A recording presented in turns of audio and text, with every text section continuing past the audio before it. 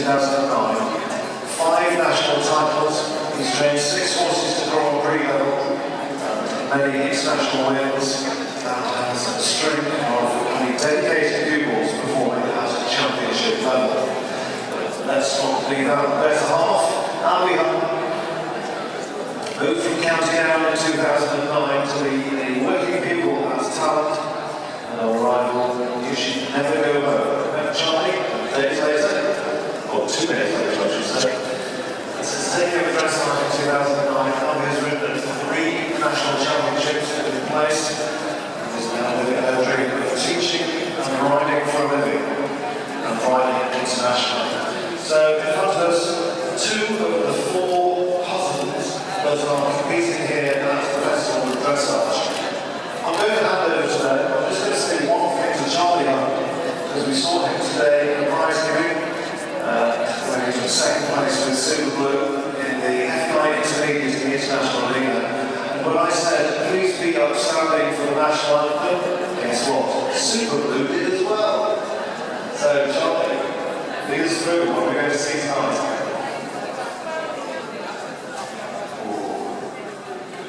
Well, thank you very much. It's lovely to be here.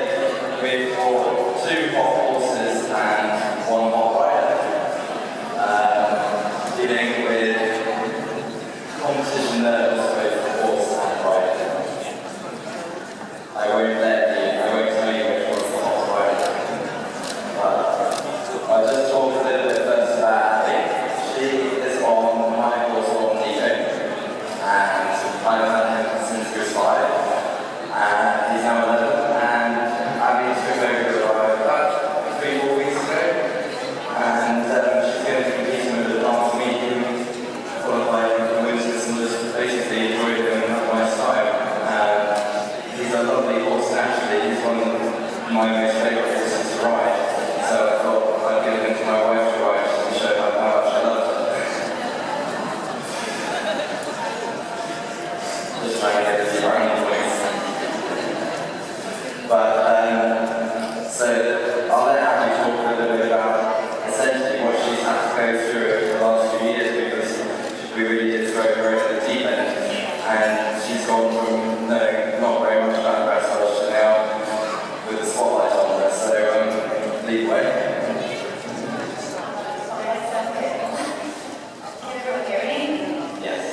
Okay, so I had quite a show today and yesterday, so it's quite interesting to kind of be here to talk about it. But we did want to talk about competition nerves a little bit, and while I'm here, I suffer from them very, very severely. I work very, very hard on it, but actually today I really all got about it for me. I put far too much pressure on myself. I think because I'm surrounded by such talented, gifted people, and I just want to do that so badly that I make it a lot harder for myself than it needs to be. So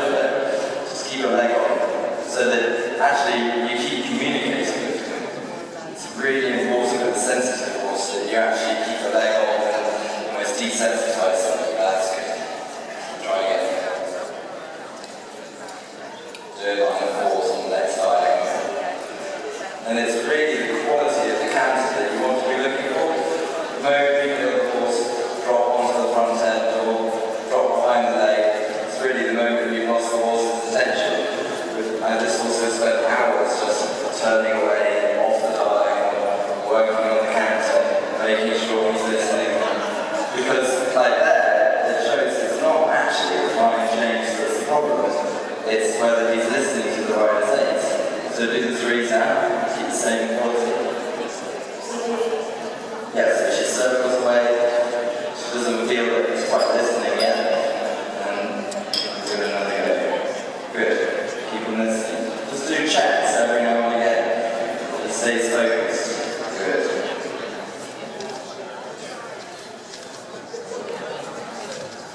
Yeah, super. Okay, so just have a little nose and drop and start working on some sideways. And I'll just talk about the horse that I want, horse in Susanna, who's owned by Judy Petro. She's a young horse, and she's actually done very little. And so I thought I would throw her at the deep end as well and see how she behaves if I throw her out in 500 people. It's not very fair, but she's lovely, and I'm very, very excited about her for the future. But like cautious on hers, it's making sure that we get on the right side of her. So I first started riding her at 5-year-old, and she very quickly told me that I had to change my way of riding because that way didn't suit her. So she had a year of quiet riding, lovely event riding her, just to stay at home, we got to know the world a little bit more. And then I took her for the ride again in December, and it's now been 6 months, and we've just started to form a bit of a relationship. So again, I'll just show you a few exercises. What we do is that she's got such quality movement, and the engine is never a problem. It's actually about keeping it all under wraps and being able to control the energy. She's got the best basis her canter, which is set up here that it almost feels like you're flying through the air at times. So although it's not like it feels with the roof. Do you want to talk a little bit about what you're doing? Oh, me? I'm just having a lovely time. He was lovely. I was really not sure. He's quite hot. I just showed everyone, for example, if I turn on a diagonal line without really thinking about it, we go. Off we go. I was just relaxed there. I didn't ask for anything. So every corner, every long side. And I'm not used to this type of color. So for me, I really got started with this type of so I'm just kind of like giving himself all the fun, just like trying to get him to come back. And at some point I need to go forward, so that I just want to kind of gently use my elbows to soften it and bring him back. And then he can go forward again, and then he's got to be ready to come right back. That's the most important thing.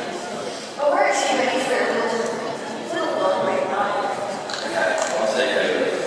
So to start with the canter, she's so naturally supple that I'm able to get stuck in doing some shoulder forward and some track. And even though she's a young horse, she has the ability to do it. It's actually keeping her in the right balance. So I'm not too worried about whether she's coming up or getting a bit tight. I'm just trying to control that and tell her that it's okay, and to be very consistent. Now, I get told by my wife that I'm quite logical on the odd day, so I feel that it suits us quite well to be just really patient. And training doesn't happen overnight. It's a day in, day out. You're almost back in a way personally to be able to have the confidence to keep training your horses and to not put too much pressure on them within an individual session. So mistakes happen and problems occur. What it's about is being able to stay mentally strong and be able to deal with this. And forming a relationship with your horse really is key. I think it's a really interesting line to get when you can correct a horse when they make a mistake without them getting worried that they made one.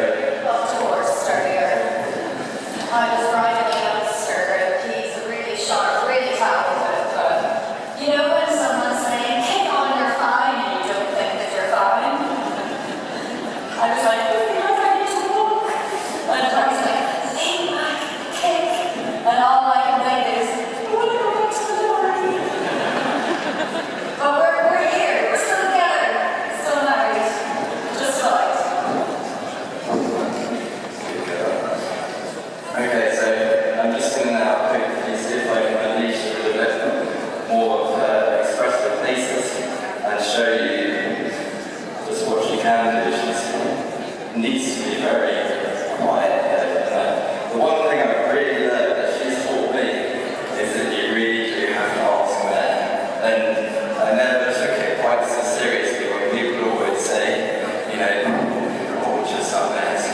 It's not that she's mentally difficult, but it has to be on her terms. And that is definitely Rosanna. And it's very humbling in a way that, you know, I've ridden a lot of horses even being young, and I can actually say, right, I need to change my way of riding. This isn't suiting this horse. And I think that really takes a lot of guts to be able to say, okay, I'm not good enough, or this isn't quite right. We need to work in a slightly different way. Let's see whether we can form a new path. And when things are going wrong, it's very easy to get upset and almost take it personally. The way that you can move forward is to fix the problem. And we have this trainer that Abi works with, came from Bergen, and he says that if you have a problem, it's the perfect opportunity to make a correction. And it's more importantly to make a good correction. So when things are going wrong, no matter what it is, that's your time to come through strongly. Wouldn't you agree, Abi? Yes. What are you doing now, darling? We have us. Lovely. Oh, that's right.